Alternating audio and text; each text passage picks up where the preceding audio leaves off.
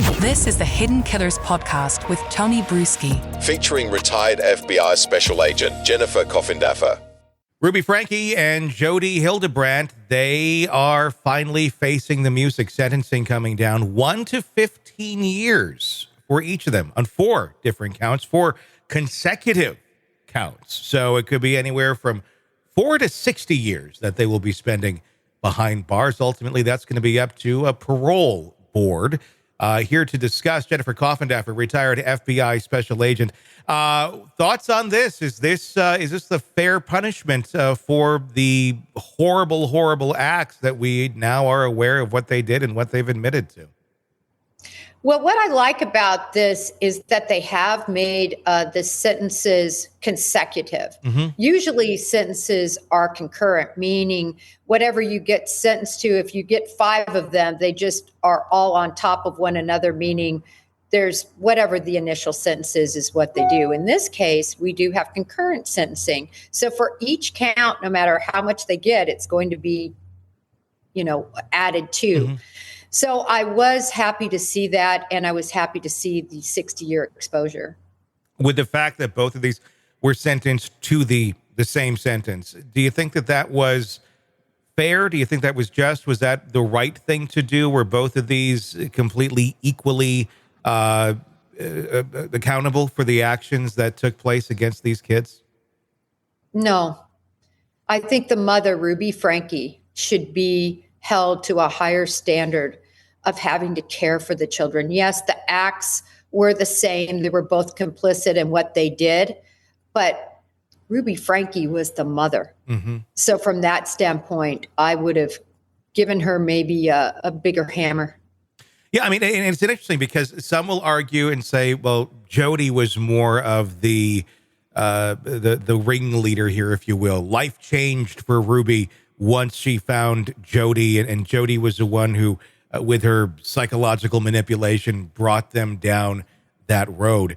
But yeah, you're exactly right. You're the mom that's doing these heinous things to your kid. Not that it's any easier if it's not your children to do these sort of things. You just shouldn't be doing them to begin with at all. But the fact that both were involved, it really blows your mind. They did release, or they did give apologies in court. The first one from Franke saying, "I am humbled and willing to serve a prison sentence for as long as I need. I am committed to unlearning my toxic behavior." Is this something that can really be unlearned? Or if you're capable of doing this, you are capable of doing this?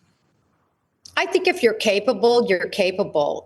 A lot of people want to pin Hildebrandt for sort of leading her down this path. But when you look at the 8 passengers' videos, it was clear that she had this thought process, and it just got exacerbated under the tutelage of Hildebrandt.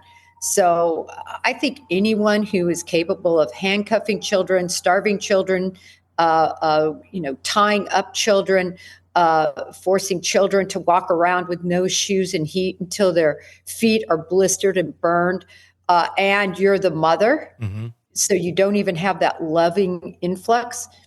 She's capable of this and much more. Kevin has never been charged, still a free man, her husband. Should he have been looked into further? Should charges have been brought against him, or was he also a victim of Ruby? Granted, a not very responsible parent by any stretch of the imagination, but was he, just as shocked as the rest of us to learn about what was going on behind those closed doors of the Hildebrandt compound when Ruby ran away? No, I think he should be held responsible to a degree as well. All one has to do is watch the video of his interaction with police when they're talking about their older daughter and the fact she went in to retrieve items. He wanted her locked up. Mm-hmm. That is just so vindictive and not indicative of a father's heart, in my opinion. I think there was a lot of abuses that went on in the 8 passengers. I mean, we saw it. Remember the time where the child didn't even have a lunch and the school asked, could you please bring the child food? And the answer was no. She just has to learn the hard way. That's something you're seeing in public. Whenever you see public misbehavior, just take it times 10 when doors are closed and nobody is watching over. So I think this father was definitely aligned in this treatment and complicit in much of the treatment. We saw Hildebrandt's apology as well, saying, I sincerely loved those children. One of the reasons I didn't go to trial is I didn't want them to relive this. A little bit too late, I think, to be saying you love those kids, and a little too late to say to relive all this. Well, why did it happen to begin with? I'm just trying to wrap my mind around how they went so far down the path that they did. I mean, were they thinking that at some point this way of parenting will be adopted by the masses again, and we're going to be a trendsetter here, with waterboarding our kids? I mean, it's unbelievable to see how the path that they went down. Is it kind of like the lobster in the water, where it just kept getting slowly more and more boiled? They didn't realize how bad they were getting. Well, when I heard her apology, if you will, to the court, I was happy to see that they didn't go to trial, because to put the children through that would have been even more horrific. But first of all, I don't think this had anything to do with the children. I think she didn't want to go to trial because of everything that would have come out. Mm-hmm. And I think she was trying to avoid all those nasty details, because believe me, there would be much more than what we saw in paperwork that would have come forward, and to hear those children talk about everything that happened to them. So I really think it was self-serving, even though she said it was out of love. The other thing, it strikes me as a situation where this would still be going on and still happening. It was the fact they got caught. Yeah. That's really what happened here. They got caught. And so now all of a sudden they're apologetic. So I just didn't find Hildebrandt's statement at all with any validation, in my opinion. That's a good point, because what we did see was what they admitted to on paper. This is just from their own free will of coming out and saying, here's what we did. God only knows what also was happening and what was really happening there, because I'm imagining we got the sugar-coated version of it, and the sugar-coated version was pretty toxic to begin with.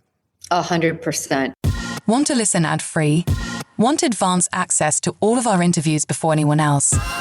Become a True Crime Today Premium Plus subscriber on Apple Podcasts. You get every episode commercial-free, so you can binge on true crime until you can binge no more. Search True Crime Today Premium Plus on Apple Podcasts now, or go to our podcast page and sign up now. More of the Hidden Killers podcast next.